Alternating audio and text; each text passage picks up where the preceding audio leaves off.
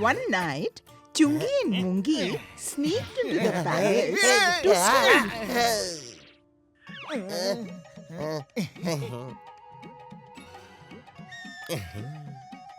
Tungi, today we will strike big. But how can we strike big with our small hands? I'll show you.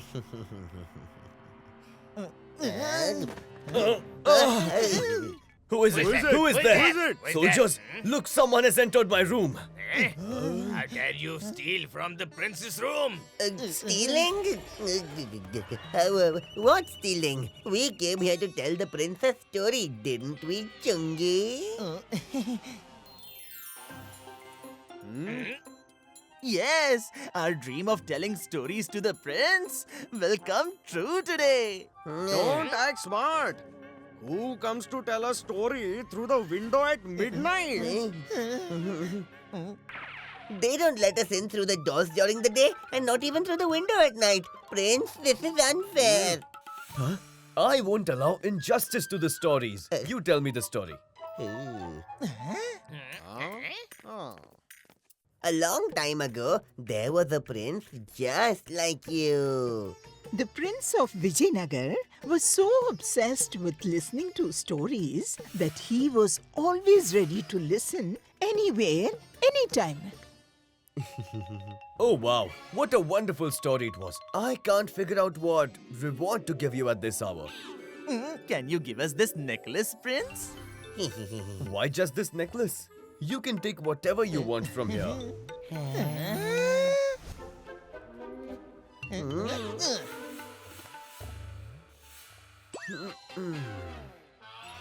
Mungi, we have become wealthy now.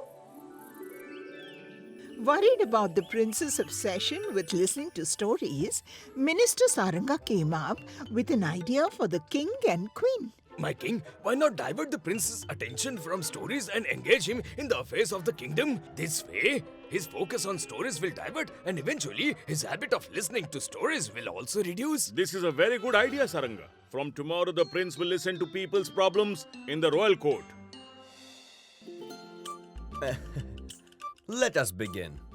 Prince, Udanka is refusing to pay me for the grains he took from me. She is lying, my prince. I'll decide between truth and lies after hearing the story. Story? Huh? We have come here for justice, my prince. Money is honey. Put them in jail right away. Huh? I have come with a request, prince. Do you have any story or not? Story? But prince, we haven't done anything wrong. The prince did not come to listen to his people, but to hear the stories. Saranga's plan not only failed, but also brought new troubles. When the prince announced that from now on he would hear stories in the royal court and reward those he liked. The next day, there was a long line of people eager to tell stories to the prince and receive rewards.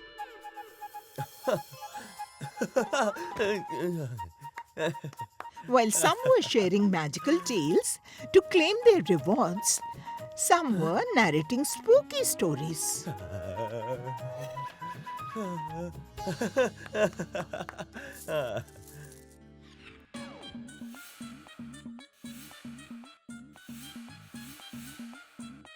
The days of storytelling didn't last long. People had run out of stories to tell. That's when they started presenting old stories in new ways. You have told me this story before. Soldiers, put him in jail. I have heard this story as well. Soldiers, why is everyone repeating old stories? Did you call me, prince? Minister, what has happened to the people? They're either telling me stories I've already heard or sharing some short stories. I want to hear a long story, one that lasts for months. Whoever tells me such a story, I'll grant them half my kingdom. Announce this in the kingdom. Rewarding people in exchange for a story seemed reasonable enough, but offering half the kingdom for a story was too much. Saranga had made up his mind to teach the prince a lesson.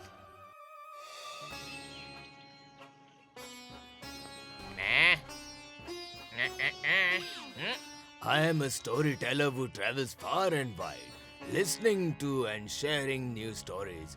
I will tell a story that no one has ever heard before, and no one will ever hear again. Tell the prince, I have come to tell him a long story. Prince, I have a long story for you. Long story? First, please introduce yourself. Introducing myself will leave the story incomplete. Your Highness, consider my story as my introduction. Okay, then let's begin. It's a tale from long ago, when a farmer's hard work paid off, and his sugarcane fields yielded a rich harvest. The sugar made from sugarcane was carefully packed in bags and stored in the warehouse. And guess who was in the warehouse? Who was there? The leader of the ants. He was hungry and the food was right in front of him. He picked up the sugar grain and took it away. Then came another. As the night fell, the prince continued listening to the story as Saranga kept narrating his tale. Then she came quietly.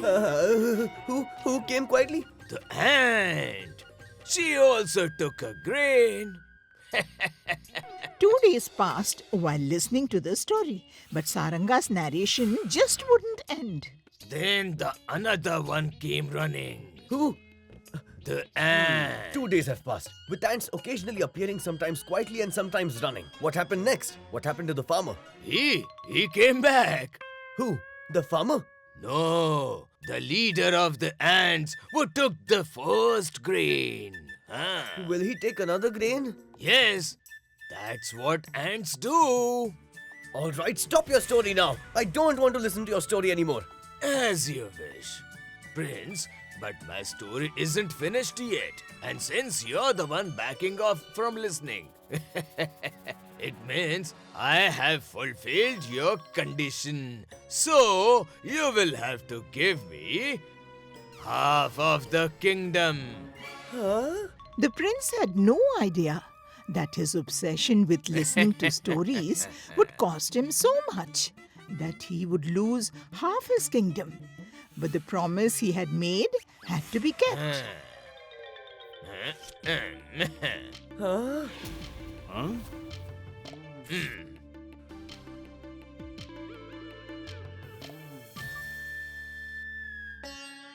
Minister, you? Minister, did you do this to get half of the kingdom? No, my prince. I did this to prevent the kingdom from falling into the wrong hands. I'm sorry, Minister Saranga.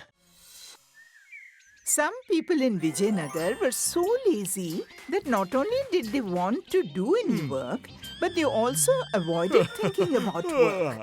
They even formed a lazy club there, where all the lazy people would gather and spend their days boasting because they didn't want to work. And because of this, all the household chores had to be done by the women.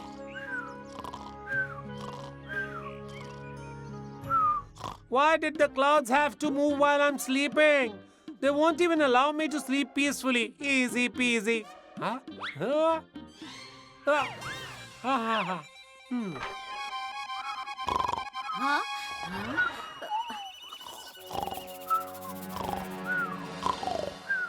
Kaveri, please give me some water. I am really very thirsty. Oh, the water is right there. You don't do any work at home. At least pick up the water and drink it yourself. All right. I'll drink it myself. Easy peasy. Huh? I'm so smart. Oh, this basket isn't for your luxury. It's for bringing vegetables from the farm. But you only seem to have time for sleeping. Now I have to go myself. If we also work, then who will do the talking? Easy peasy.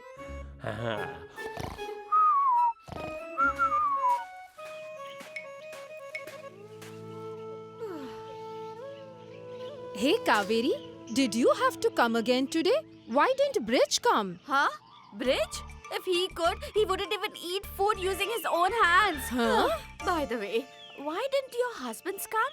Oh, my husband is no less than Bridge. You won't believe, but I have to pull him out of the bed to get him down.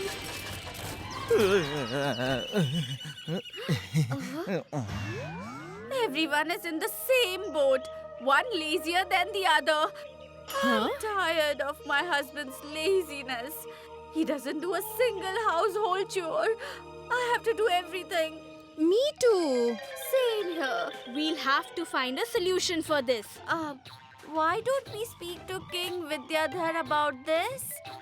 He will surely help us. Yes, he will surely help us. They wrote down their problems in a letter and sent it to the king.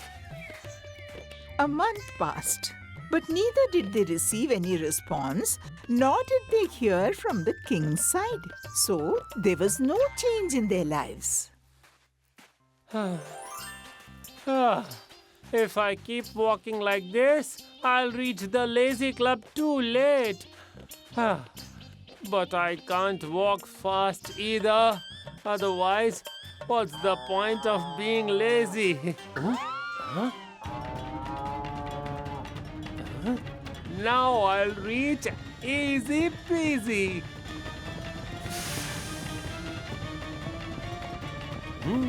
Hello! Thank you, my friend!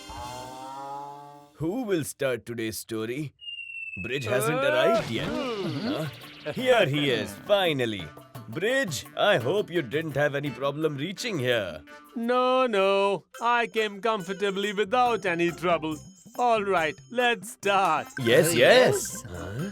Who is this?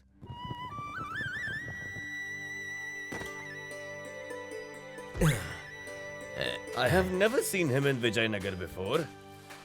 He looks like a traveler. Oh, then we shouldn't embarrass ourselves in front of him.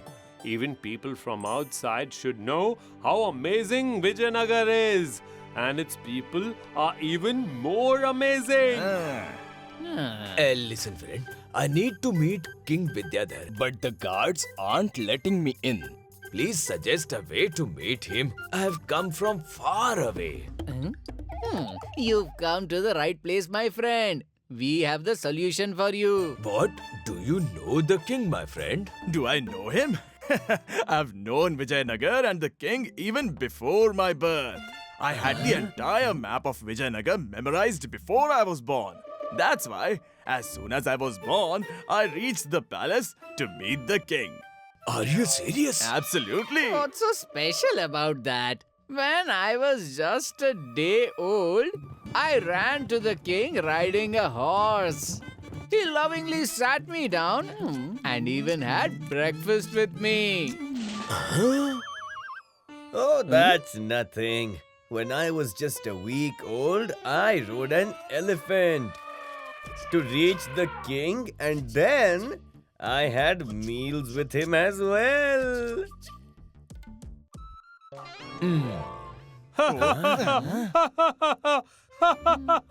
What happened, Bridge? You don't believe me, is it? No, I completely believe you. But I'm just thinking, you guys are getting so excited over such small achievements. Easy peasy. What will happen when you hear my story? Is it so? Please tell me. You know, when I was just a month old, I flew into the gardens of the palace like a bird. Easy peasy. Seeing me in the garden, the king took me to his palace and seated me on his throne. It means you guys really know the king very well. Absolutely. Any doubts? Then the king must also know all of you? Very well. And due to our extraordinary powers, he also respects us a lot. Then my job is done. Which job, my friend? I work in the royal palace. Recently, a wall of the palace collapsed, and for its repair, we called 4 men with extraordinary powers because the wall was made of such heavy iron that fixing it was beyond the capability of an ordinary person. But they took gold in exchange for their work and quietly ran away without completing the work. The king has sent me to find them. Oh, really?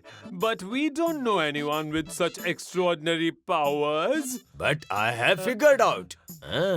After listening to all these amazing stories from you, I am convinced that you 4 are indeed those individuals with extraordinary powers who took gold from the royal palace and ran away without completing the work. And now I will hand you all over to the king and claim the reward. Tell me, where is the king's gold? No! We didn't do anything! Please forgive us. We don't possess any extraordinary powers. We are just ordinary people. But you were just boasting about your powers a moment ago. Oh, we just keep telling our made-up stories to people here to avoid doing any work at home. Don't say anything to the king. This is our request. All right. I won't say anything. But I have one condition. From today, you have to stop making up stories like this and sitting idle like lazy people. Kaveri understood from the traveller's horse and shoes that it wasn't anyone else but Minister Saranga himself. Everyone was happy because the king had solved their problem. Now everyone had left their laziness behind and the scenario had changed.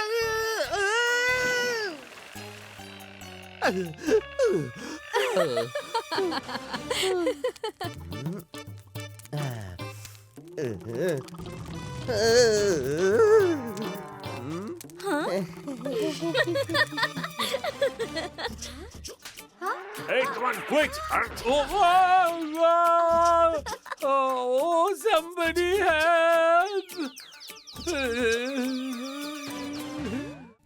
If you like this video, subscribe to our channel Murthy Media.